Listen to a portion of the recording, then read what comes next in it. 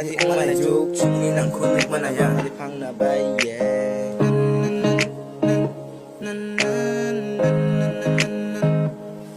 Dalang iyang kusaksan sa Manjuk